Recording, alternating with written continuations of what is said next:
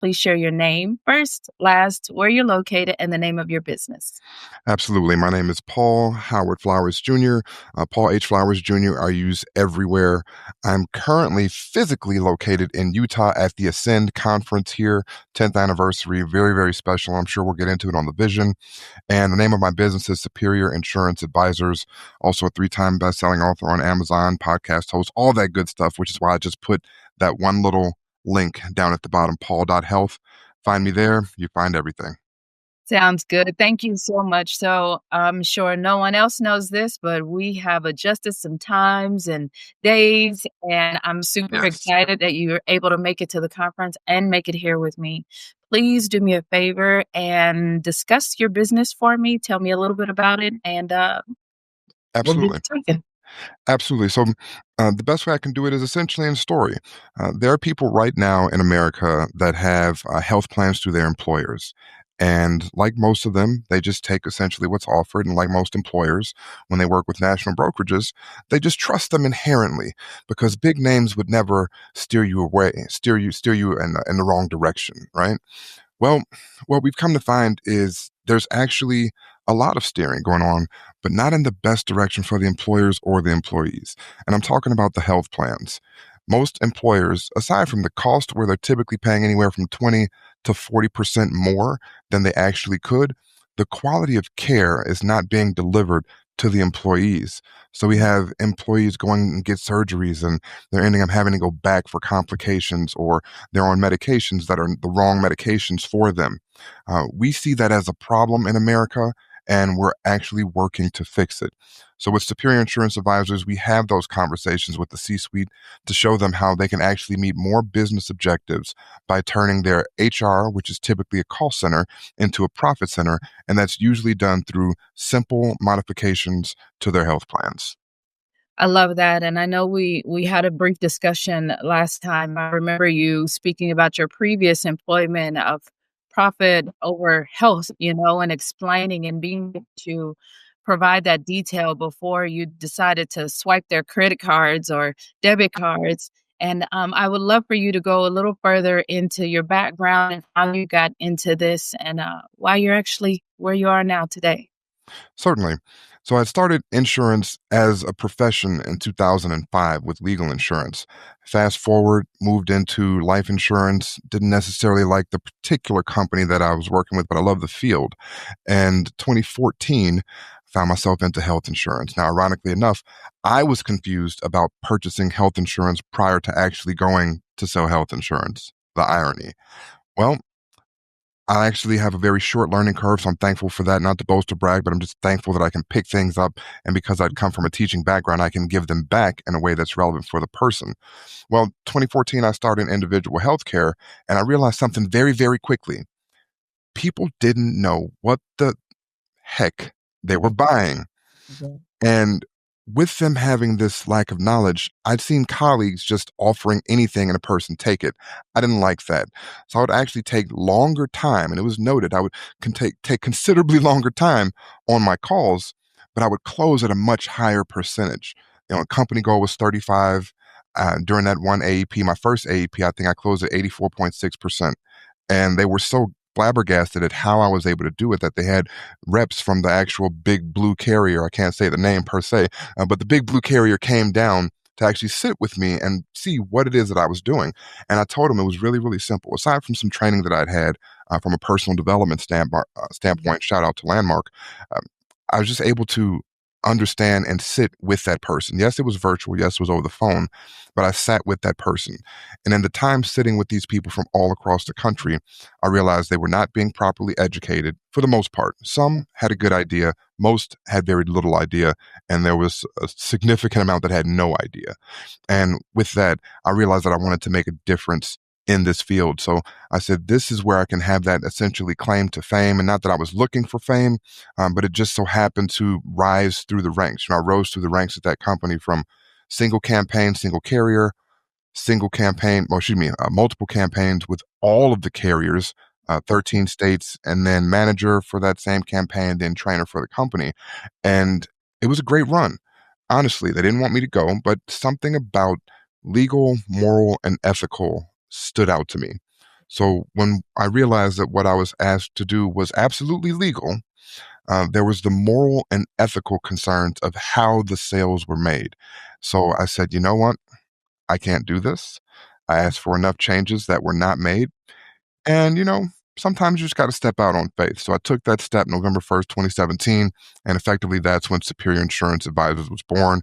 Our goal was to educate first, to create empowered consumers, and then ultimately to earn their trust and gain their business. And that basically opened us up to where we are today. I love that. Superior Insurance Advisors.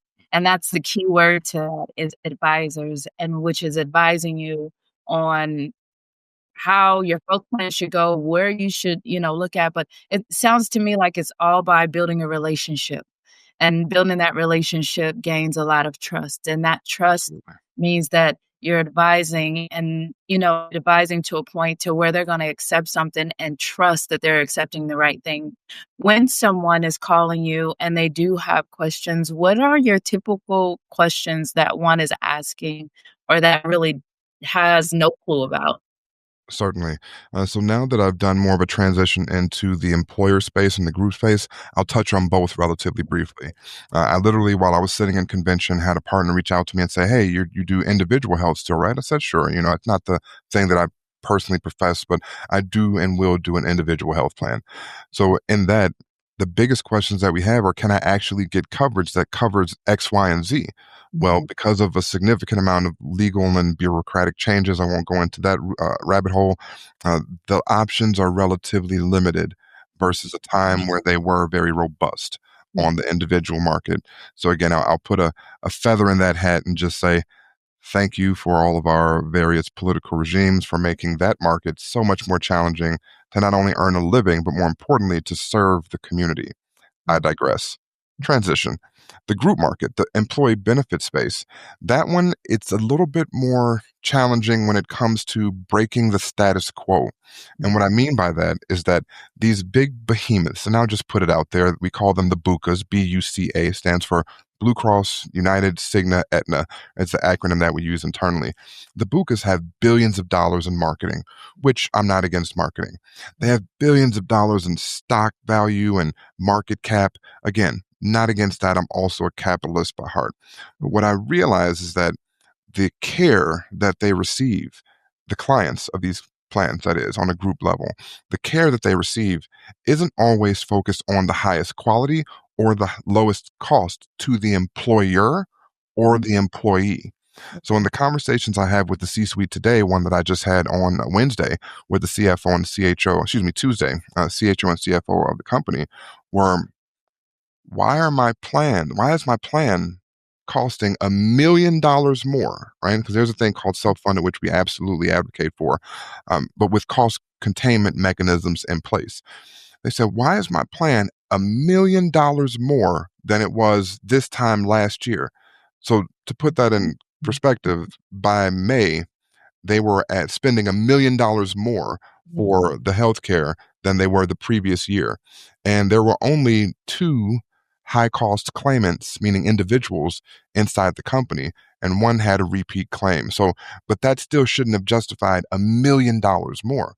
Well, when you come to places like Ascend and connect with Next Gen advisors, you learn a little something about the industry and the right questions that an employer should be asking their broker, because they're typically using brokers, not advisors, on how to navigate this healthcare system. And just a couple of those questions are, in terms of cost containment, how are you going to ensure that if there are large claims on the horizon, that A, we know about them, and B, we can reduce that cost that cost to the plan as much as possible.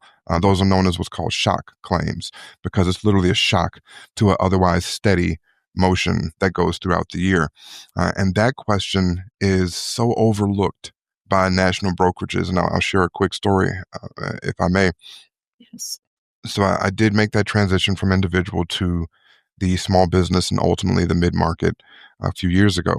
And I worked with a national carrier, and they were great at what they did from a profit standpoint and from a legal standpoint. Boy, that pesky moral and ethical piece just kept bugging me. So, ironically enough, the one of the first meetings that I remember having was where we sat in a room, and I was a month or two in. I'd gotten a really good offer to come on board with them, sell my book of business, and partner with them. So I said, okay, nice to partner with the national brokerage and have that backbone, $1 billion backbone and all that. But within my first month and a half, even, we sit in a room and a gentleman from one of the national carriers comes in. They just so happen to have the same color scheme as, our lovely background here. And what I saw just absolutely left me with more questions than answers, and ultimately with my jaw down. What I saw was a gentleman coming in. He puts their book of business up on the screen, and instead of talking about the health of any of the clients as a reason and a justification for why they were having 11, 12, 15, 22, 26% increases on their renewals, the conversation was around, well, this company had a good year financially. They can take a few more points. This one, they didn't have a really good year, so you might not want to give them that big of an increase. Well, you know what? I like this guy, and this is actually a really good friend of mine. So can we bring him down about 2, maybe 3%? And I'll, make sure we get a few more next year. This person said if they have any more increase, they're going to go to another carrier. So we need to keep them flat, if not a decrease in premium. And as I'm sitting there in the back, Javanka, I'm like a fly on the wall. I'm like, wait a second. Nobody's talking about health. There wasn't one conversation about the health of the members on the plan. And I said, oh, I get it now.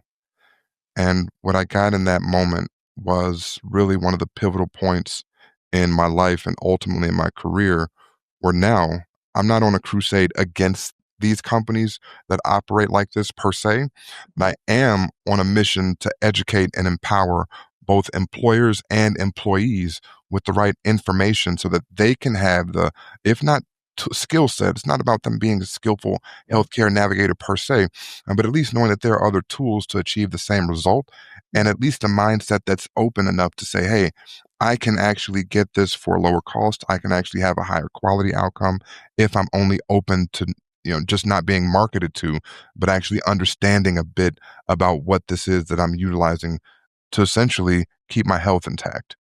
Absolutely. And interesting enough, it sounds like you're on the other end empowering the companies to make a better decision, not for themselves, but their employees. And as you were listening, it was just based off of financial relationships rather than yes. Yes, and I don't know, it's so interesting, being 46, being in the work field, since I was 16 and having those, "Hey, do you want healthcare insurance?" Okay, then you'll pay about $1,000 a month because you have such and such children, and, it was just all this confusion, and I still believe there is some, as I mentioned before, I have a 30-year-old who cannot even explain what she's purchasing, where we have to have that conversation rather than her employer to tell her what she's purchasing, so I can definitely see that, and as it comes as a shock to me, as an employee, you do think that you're making the best decision for your health and your family, Right. whereas the company can be taken advantage of as well, and it seems like sometimes we're all in the same boat sometimes. Absolutely. When you decided to do all of this, Paul, and you decided to change your direction, create great relationships with C-suite and some individuals, tell me about your vision. What I envision in the short term, and when I say short term, I'm looking at the next really about 3 to 5 years, is helping my community, typically starting off in the Northwest Indiana area where I'm located. Again, I'm from the city of Chicago, just recently moved to Northwest Indiana, but helping the business owners, the uh, civic organizations, the political organizations to understand at a baseline what they have and where it can be, with the ultimate goal of, from a financial standpoint, putting about 10 billion, and that's billion with a B, dollars back into the small to mid-sized business marketplace. And it's not just about putting money into the business through making these modifications. It's about the employees that will have those dollars in their pockets. Okay. This is more money that people can use for groceries. This is more money that people can use for gym memberships if they choose. This is more resources that are provided and that are available for the everyday person that they don't realize is being siphoned away from them because of, and I'll just say it with, again, I don't mean any offense, but uneducated choices by the people that are putting their benefit plans in place. It's gone on long enough. There have been things that have happened from a very, very notable standpoint. And again, rest in peace to our former CEO of United Healthcare. Um, but these are the beginnings of people that are absolutely ready for change, right? That's just one instance. And there are others that are out there, and there are others that are likely looming when it comes to people getting upset with the system. So we're taking a stand. We're making a change there. I'd also founded a nonprofit 501c3, which is Life, Health, and Legal Education Partners. Through that nonprofit, I'd actually published those 3 books that I'd shared about, again, all on Amazon. You can search Paul H. Flowers Jr. All of them hit bestseller within a matter of weeks, strangely enough.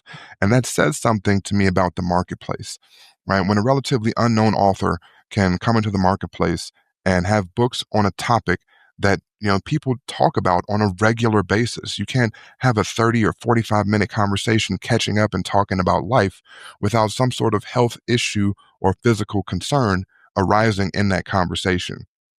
And for that, I say again, what we do is amazingly important. So the vision is to, again, educate and empower first at the employer level, because that allows me to reach the masses of employees. And ideally, from that relationship with the employer and those employees, we move out into the communities through the nonprofit side and being able to put this information into the homes of Americans, again, from California, Oregon, and Washington, down to Texas, over to Florida, up to New York and Maine and Delaware, and every state in between. Thank you so much.